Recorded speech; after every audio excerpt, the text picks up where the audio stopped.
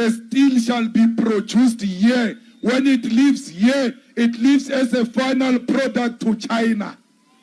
Because chrome creates jobs in China. Because it leaves South Africa as a raw material. It is raw materials that create jobs. If we can't protect our raw materials, there will never be jobs here. Because raw materials is industries. Déjà, c'est totalement faux. Ce n'est pas les matières premières qui créent l'emploi. C'est totalement faux. Il y a des pays qui n'ont pas énormément de matières premières, mais il y a plein d'emplois qui sont créés. C'est la connaissance du marché, des enjeux du marché, l'éducation de la population qui crée des emplois. C'est pas la matière première qui crée des emplois. Ça, moi, je crois que c'est une grosse erreur de toujours penser comme ça. Et c'est vous savez, c'est les vieux, les plus vieux, même si je respecte beaucoup les plus vieux. Mais je suis visiblement pas d'accord avec lui. C'est pas les matières premières. Il faut arrêter de croire que c'est parce que... C'est comme quelqu'un qui a le potentiel. Vous savez, quelqu'un qui a le potentiel de devenir quelque chose d'énorme. Donc c'est ça l'Afrique. L'Afrique a le potentiel de devenir un continent, voilà, le premier, le continent le plus riche, tout ce que vous voulez. Le potentiel. Mais il n'y a pas le travail derrière. C'est ça. Et celui qui a le travail mais qui n'a pas le potentiel arrive plus vite que celui qui a le potentiel. Parce que celui qui a le potentiel, s'il se rue que son potentiel, il reste à la phase où il croit que son potentiel va l'amener fondamentalement quelque part. Pourtant, l'autre, c'est son travail. Donc, il est concrètement dans la chose. How are you going to industrialize using which raw materials to create jobs? Only the EFF can say no raw material is going to live here. Why?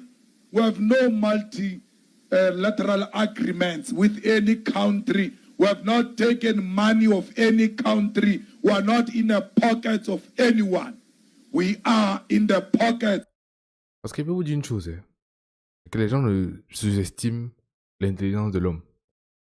Vous savez, imaginez qu'il n'y a plus de pétrole, qu'il n'y a plus de lithium, qu'il n'y a plus de tout ça. Vous croyez que on ne va plus jamais s'éclairer? Non, l'homme va inventer, on va s'éclairer. L'homme va inventer, on va se déplacer. L'homme va inventer, on va trouver un moyen. Donc ça ne sert à rien de se ruer avec les matières premières, non. Déjà, c'est la majorité de ceux qui sont sur notre sol, c'est même pas nous qui les avons découverts. On est juste venu trouver des personnes qui avons découvert. Ça ne justifie en aucun cas le fait qu'on vente. Non. Mais ce que j'ai en train de dire, c'est l'éducation qui fait la grande majorité des choses. Si vous êtes bien éduqué, même si vous n'avez pas de ressources, vous allez aller loin. Mais si vous avez plein de ressources et que vous n'êtes pas éduqué, vous allez aller nulle part. Of South Africans. Ce discours bousculant de Julius Malema est une série des beaucoup de faits qu'il présente récemment sur les médias, avec beaucoup d'engouement. Je crois que c'est très clair. Les produits africains, les produits bruts ne devraient plus être exportés. Fermez la porte, fermez la frontière à l'exportation des produits bruts africains. Et la clé même de la réussite, la clé de l'évolution, du progrès, du développement du continent. Et je pense qu'il a totalement raison. Ça même l'une des raisons principales pour laquelle l'Afrique... Oui, parce qu'il a totalement tort. Totalement tort. Son discours est totalement en désaccord. Imaginez, on ferme. Imaginez, on ferme, on ne donne plus rien à personne, on ferme. Ça veut dire, on se crée potentiellement des ennemis parce que c'est les personnes qui ont besoin de quelque chose. Moi, je ne suis pas pour fermer, moi, je suis plutôt pour continuer à collaborer avec des personnes, mais dans une relation gagnant-gagnant, dans le sens où je prends des matières premières, où vous continuez à exploiter des matières premières, mais en équivalent, vous formez peut-être beaucoup plus de personnel, vous achetez la matière première au prix du marché, vous arrêtez le terrorisme que vous faites chez nous, il y a plein de choses qui peuvent être faites, plein de choses. A du mal à avancer. L'Afrique est détenue depuis très longtemps dans la pauvreté, la misère, les difficultés, le manque de progrès, parce qu'on exporte des produits bruts. Okay? En exportant des produits bruts, vous perdez beaucoup de choses. Beaucoup de choses. On voit beaucoup de pays, par exemple, exporter du bois. Prenons l'exemple, le Gabon, le Cameroun exportent du bois. C'est bien d'exporter. Les Africains ne veulent pas apprendre, c'est ça le problème. Nous sommes consommateurs. On aime consommer des produits finis. Au lieu de chercher à savoir comment développer, comment emprunter un chemin d'un développement éternel. Okay? Chercher un moyen de pouvoir exploiter ce que vous avez, vendre à la finalité dans un marché international et gagner un maximum d'argent. Ça, on ne veut pas. On n'a pas l'engouement, le courage intellectuel de faire ça. Le Cameroun, par exemple, exporte du bois, n'est-ce pas? Ah, c'est bien beau tout ça. Mais finalement, vous verrez des Camerounais en train d'acheter des meubles venant de Dubaï. Comment est-ce qu'un Camerounais ou un Gabonais ou un peu importe, le pays exporte du bois et vous achetez des meubles de Dubaï? Pourquoi? Certains parleraient de question de c'est mon choix, tout ça. Question de choix. On commence à parler de choix quand on est riche, quand on est à suffisance. Ce n'est pas quand on n'en a pas. Pourquoi pas voir ces pays africains produire des meubles de grande qualité, comme ces meubles-là convoités depuis Dubaï, pour exporter à Dubaï et ailleurs. Dubaï ne produit pas du bois. Il n'y a pas de bois à Dubaï. Dubaï s'est développé avec ce que lui a été conféré par le Créateur. Ok. Dubaï, dans les années 60, était un pays désertique, sec. Il n'y avait rien, chaud, brûlant, étouffant. Mais après ça, qu'est-ce qui s'est passé? On a découvert le pétrole. C'est avec le même pétrole de Dubaï qu'on l'a développé. Aujourd'hui, regardez ce pays. C'est un pays convoité par les Américains. Il y a un rêve de Dubaï aujourd'hui. Ça existe. Okay. Regardez la Hollande, par exemple. La Hollande s'est développée par rapport au lait qui lui a été conféré. Le lait a développé la Hollande. Le lait. Mais il y a des pays africains qui ont or, diamant, cobalt, lithium, manganèse, mais zéro. Il n'y a pas de roue. C'est la boue, les motos, les mouches, les moustiques. C'est incroyable. Hmm. Bon, là, ce qui se tient est quand même vrai. C'est très vrai. Bon, quand il donne l'exemple de la Hollande, l'exemple de Dubaï. Par exemple, pour Dubaï, je pense que c'est très intéressant. Pourquoi? Parce que je crois que c'est un pays qui a réussi. J'ai jamais lu le livre du Tchèque. Parce qu'il en a sorti 2, si je ne me trompe pas. 2. Et c'est lui qui est l'auteur de la phrase les gens, comment dire, les temps forts créent des hommes faibles. Les hommes faibles créent des. Je me rappelle bien de la phrase, mais vous connaissez la phrase. C'est une très belle phrase comme ça, une certaine sorte de boucle. Et moi, je disais, c'est surtout parce qu'ils ont réussi à protéger le minerai. On a vu que c'est beaucoup plus compliqué parce qu'on n'arrive pas à protéger le minerai. Parce que c'est bien d'avoir ça sur le sol. Mais derrière, si on aussi ont réussi à vous, comment dire, à le mobiliser, comment dire, si on réussit à, à le tenir, c'est-à-dire une puissance extérieure réussit à mobiliser des terroristes qui vont partir, mobiliser la zone où il y a des mines, etc., où la matière première se situe, ça les fait commencer par la puissance. C'est ça. En plus de ça, ils détournent le pouvoir. C'est quand même compliqué. C'est incroyable. Pourquoi on ne se sert pas de ce qu'on a? Paresse intellectuelle. Pourquoi? Parce qu'on ne sait pas comment développer. On ne veut pas apprendre à développer. On veut seulement acheter, avoir de l'argent de manière illicite, c'est très facile, et acheter des produits finis à importer. On ne veut pas développer. Quelqu'un d'intelligent disait, c'est vrai, à première vue, on se disait qu'il était un peu raciste. Il disait aux Africains, si vous laissez tout ce qu'ils ont, en tout cas tout ce qu'ils brandent comme richesse, vous leur laissez ça pendant 10 ans. Ils ne feront rien avec, absolument rien avec. Beaucoup mourront de faim, de soif, de noir. Il n'y aura même pas d'électricité avec tout l'uranium qu'ils ont sous leur terre. Pourquoi on dit ça? Parce que naturellement, beaucoup des pays malheureusement n'ont pas appris comment avancer et progresser. Vous savez, la Hollande par exemple. La Hollande a été victime de la Deuxième Guerre mondiale comme beaucoup de pays européens.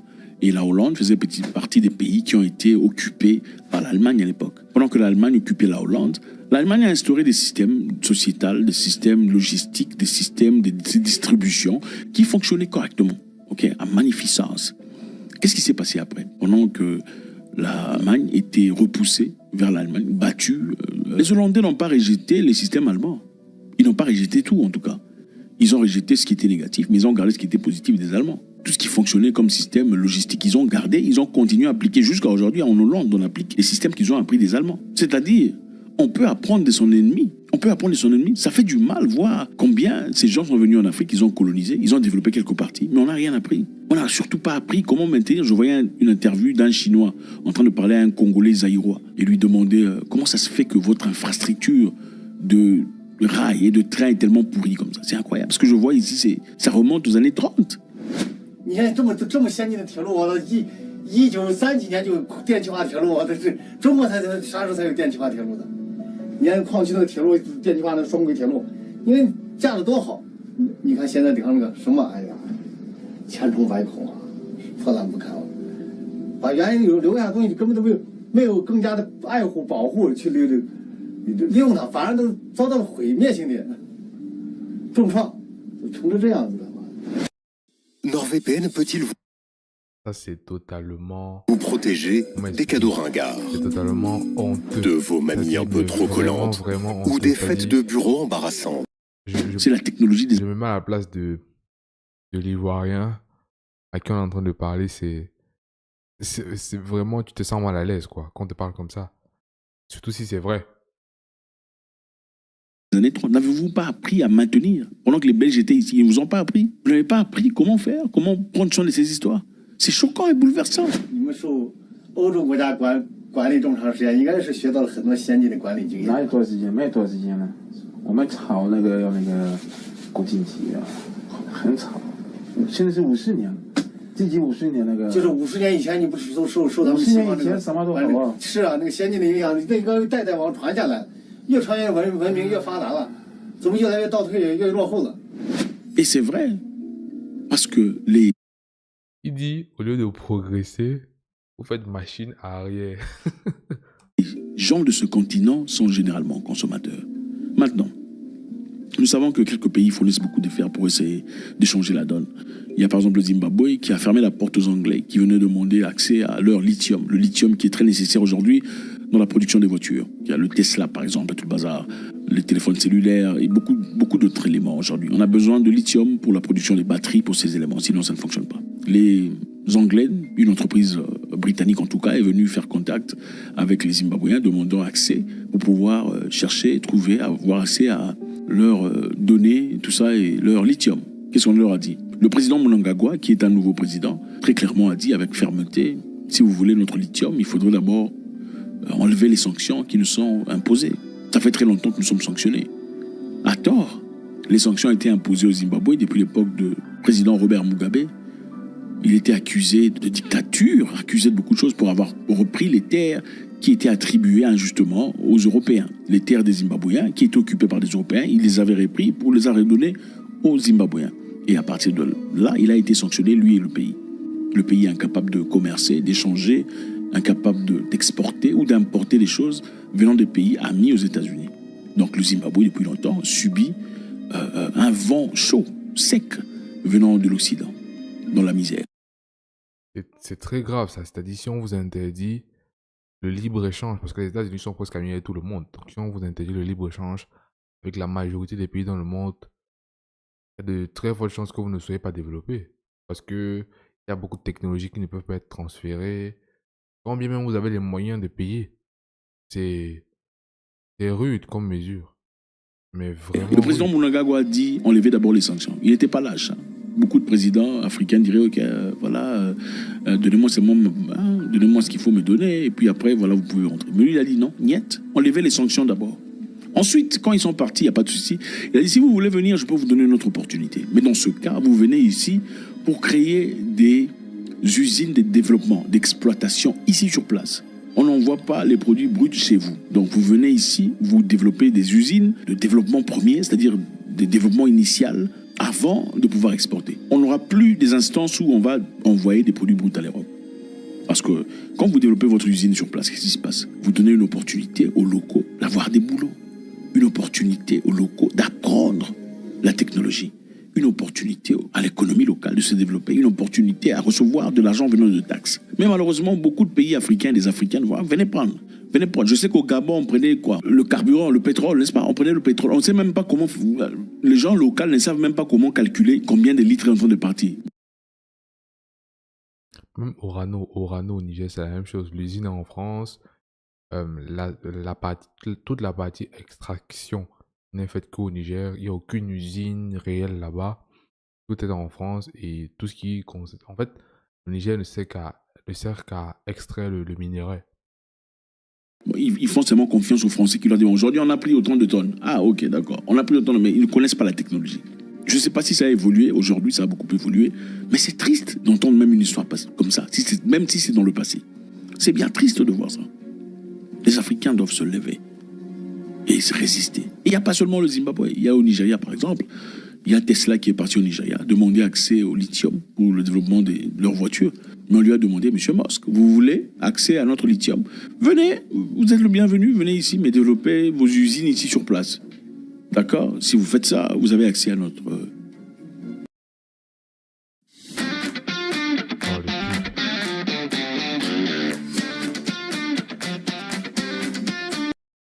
Bien. Il a dit non. Il a disparu. Pourquoi? Parce qu'on ne veut pas vous voir vous développer. La réalité, c'est celle-ci. Si le développement de tout ce que vous avez se fait en Afrique, Là, c'est un peu sensible. Pourquoi? Parce que c'est pas forcément. Faut savoir qu'une. Pas forcément parce qu'ils ne veulent pas. Pas forcément. Peut-être aussi que le pays, et peut-être aussi actionnaire de Tesla, refuse ça, le transfert de technologie. Refuse. Ça peut être ça. Ça peut être que les États-Unis refusent. l'Afrique ira là. Et ils refusent en disant, bon, ok, on peut te trouver le lithium que tu voulais au Nigeria, ailleurs. Très souvent, c'est ça, je pense.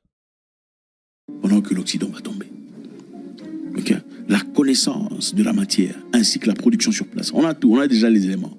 On a déjà ce qu'il y a naturellement. Ok? Il nous faut simplement la connaissance cérébrale ainsi que l'application. Donc la construction des usines. Assigner l'argent dans des causes positives. Pas seulement acheter des villas, des voitures, sa famille, les cousines, les enfants du papa, tout ça. Permettre à ce qu'il y ait des routes venant d'Addis Abeba jusqu'à Lagos. D'Addis Abeba en train jusqu'à je ne sais pas où. C'est ça le développement. On ne peut pas développer un continent ou un pays si les transports sont inexistants. Il faudrait qu'il y ait un moyen de déplacement. Il y a un pays, l'Afrique du Sud, que j'apprécie beaucoup. En une journée, tu peux faire facilement 200 km sans vraiment réaliser que c'est 200 km. En fait, moi, je partais chez quelqu'un que j'appréciais beaucoup, très régulièrement, chaque jour à peu près. C'était après avoir regardé le GPS que j'ai vu que ça faisait 37 km aller, chaque jour. Mais je faisais aller-retour chaque jour sans le rythme. Pour moi, c'était 10 minutes. 10 minutes de voiture, ou quelque chose comme ça. Mais c'était 37 km aller-retour. C'est ça le développement. Mais la différence entre l'Afrique du Sud et le reste de l'Afrique est que, en Afrique du Sud, contrairement au reste de l'Afrique, les Blancs sont venus pour rester. Ils sont venus pour habiter, pour y vivre, pour développer. Voilà pourquoi ils ont construit. Ils ont institué ces infrastructures, ces systèmes qui fonctionnent jusqu'à aujourd'hui. Même s'ils n'ont pas autant de pouvoir sur le plan politique. Mais sur le plan financier, c'est eux qui dominent. Contrairement au reste de l'Afrique où les Blancs sont venus voler, piller et partir. Voilà pourquoi ils n'ont pas construit. Ils sont partis, bon écoutez, on a pris, on est parti. C'est ça. Ils sont partis au Nigeria, on leur a dit non. Vous voulez prendre le lithium, il faut développer ici. En Ouganda aussi, le président a dit, vous voulez notre pétrole, il faut développer ici pour accorder l'opportunité aux locaux d'apprendre. Pas seulement d'apprendre, mais aussi de bénéficier sur le plan financier. Je pense qu'il est très important de souligner ces points qui sont cruciaux. L'Afrique ne peut pas se développer dans la consommation. Consumerism, non. On consomme, on dépense. Il a acheté ça à Dubaï, ça à Shanghai. Mais qu'est-ce qu'on fait? Et le pire dans la consommation, c'est... Vous savez, je lisais à la bibliothèque tout récemment un livre sur la société de consommation. Et on dit, c'est sur la psychologie du consommateur. Et la raison principale de la consommation ou de la surconsommation, c'est quoi? C'est le fait qu'on n'est pas content. C'est-à-dire, il faut savoir que quelqu'un qui surconsomme, qui achète plein d'habits, plein de choses qui ne lui servent à rien, c'est quelqu'un qui est... En fait, c'est un signe de... d'une personne qui est désespérée. D'une personne, moi, je dis souvent désespérée parce que j'aime dire que telle personne est désespérée. Mais d'une personne qui ne se sent pas bien dans sa peau. Une personne qui n'est pas fière de ce qu'il est. C'est vraiment un vrai signe. Si tu vois quelqu'un qui achète plein de choses qui ne lui servent finalement à rien, c'est quelqu'un qui n'a pas tous ses repères. C'est quelqu'un qui ne sait vraiment pas de quel pied danser. Voilà. Et c'est pour ça que comment dire, sa frustration, c'est-à-dire il déploie toutes ses frustrations dans les achats compulsifs comme ça. Ici sur place. En République démocratique du Congo, les Chinois sont venus s'installer et qu'est-ce qu'ils font? Les Chinois à Kinshasa vont dans la rivière ou dans le fleuve, si vous préférez, retirent du sable. Ok, ils sèchent le sable, travaillent le sable et vendent le même sable aux Congolais pour leur construction. Les Chinois quittent chez eux à Guangzhou ou Chongqing ou Wangui ou Beijing, viennent en RDC, ok, avec Bouddha aux épaules, pêchent le sable du fleuve Congo, fabrique des briques ou fait le sable sec et vend ça aux Congolais. Donc le Congolais, tu es chez toi, tu es né, tu grandis, tu as vécu, tu chantes lingala, tu mets produits éclaircissants, mais en fin de compte, tu es incapable de produire. Même le sable de chez vous, il faut l'acheter chez les Chinois. Le sable pour construction, il faut acheter chez les Chinois. Vous trouvez ça normal? Un Chinois quitte chez lui pauvre, appauvri. Ils sont généralement pauvres. Il vient en RDC. Un an plus tard, c'est un millionnaire en dollars. Et embauche des Congolais, les insulte en lingala. Les Congolais ne savent même pas comment parler chinois. Mais le chinois, ce sont les mêmes Congolais qui apprennent au chinois comment parler lingala. Et comment détecter les autres Congolais pour pas que ces Congolais soient trop malins pour le chinois. Ce sont les Congolais qui apprennent aux Chinois, pas les Congolais, que les Congolais m'excusent, je pense des Quinois. Ce sont les Quinois qui apprennent aux Chinois comment détecter un autre Quinois qui fait le malin. Vous comprenez ça? Un Quinois apprend aux Chinois comment détecter un autre Quinois étranger qui fait le malin. Après, le même Chinois commence à appliquer cette intelligence contre ce Quinois-là et le vire. Il cherche un autre Quinois. Pendant que le Quinois apprend au Chinois le lingala, le Quinois n'apprend pas le chinois. Naturalité de maléficité à l'égard de ses propres frères. Donc, on a facile à être mauvais avec celui qui te ressemble. Mais vive les Chinois. Encore une fois, on a besoin de développement. Le développement ne peut pas venir en exportant ce qui est pur, ce qui est brut. Jusqu'à quand on continuera à vivre comme ça, en train de consommer? La Côte d'Ivoire a beaucoup de ressources. Côte d'Ivoire, Ghana. Le cacao, c'est la Côte d'Ivoire, le Ghana. Ils sont le premier au monde. Mais pour acheter du chocolat, il faut que ça vienne de Bruxelles, Paris ou Netherlands. C'est incroyable, inimaginable. On ne peut pas produire sur place pour qu'eux viennent acheter. Quand est-ce que ça va s'arrêter? Merci infiniment les amis, c'est toujours avec beaucoup de plaisir. Votre contribution est très nécessaire. Nous voulons vous lire. God bless. Bam.